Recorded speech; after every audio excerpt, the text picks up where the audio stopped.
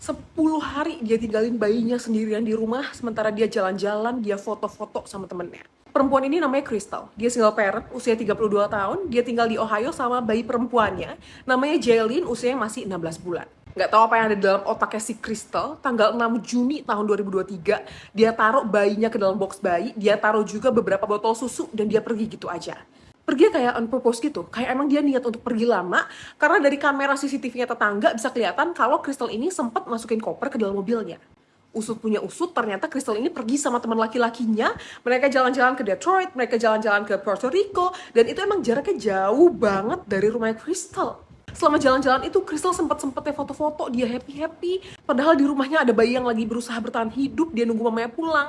Dia kelaparan, ketakutan, dia nangis terus. Selama berhari-hari dia nggak makan, nggak minum. Dia pipis di sana, pup di sana, dia dehidrasi. Harusnya Crystal nggak perlu kaget kalau dia ngeliat kondisi bayinya setelah dia tinggalnya 10 hari itu. What do you expect dari bayi yang ditelantarkan sendirian di dalam box selama 10 hari? Tapi Crystal tuh bertingkah seolah-olah dia shock berat. Karena setelah sampai ke rumah, dia ngecek bayinya dan dia kaget. Dia langsung telepon 911, dia teriak-teriak, nangis-nangis. Minta tolong supaya petugas segera datang nolongin bayinya yang katanya lagi sekarat. Merespon telepon itu, petugas gerak cepat. Mereka datang ke rumah Crystal dan petugas bersaksi bahwa yang mereka lihat itu betul-betul nightmare. Bukti kebiadaban Crystal terpampang nyata. Meskipun kayaknya Crystal ini coba mengecoh petugas, dia sempat-sempatnya gantiin baju Jaylin yang awal tuh basah karena kotoran gitu, jadi baju bagus. Tapi di tangannya, bahkan di mulutnya Jaylin, ada sisa-sisa pup yang belum sempat Crystal bersihin.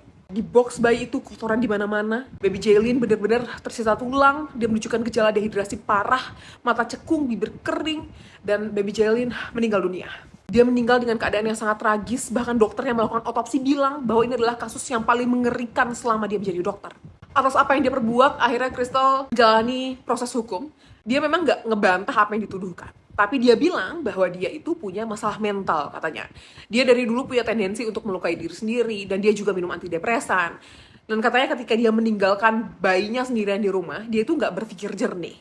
Hakim ngerasa ucapan itu nggak cukup. Karenanya hakim tetap menjatuhkan penjara seumur hidup tanpa ada kemungkinan bebas bersyarat untuk Crystal. Ada omongan hakim yang bikin hati saya tuh kayak dicubit gitu. Katanya gini, ikatan antara ibu dan anak itu murni, sakral. Atas dasar cinta, atas dasar kepercayaan, tapi Crystal sudah melakukan pengkhianatan. Bagaimana mungkin seorang ibu bisa dengan tenang meninggalkan anaknya, dia malah foto-foto di pantai, sedangkan anaknya di rumah memakan kotorannya sendiri untuk bertahan hidup. Karenanya, sama seperti Jaylin yang baru bisa keluar dari penjara setelah dia meninggal, Crystal harus merasakan hal yang sama. Bedanya, selama di penjara, Crystal akan diberi makan, sementara Jaylin enggak.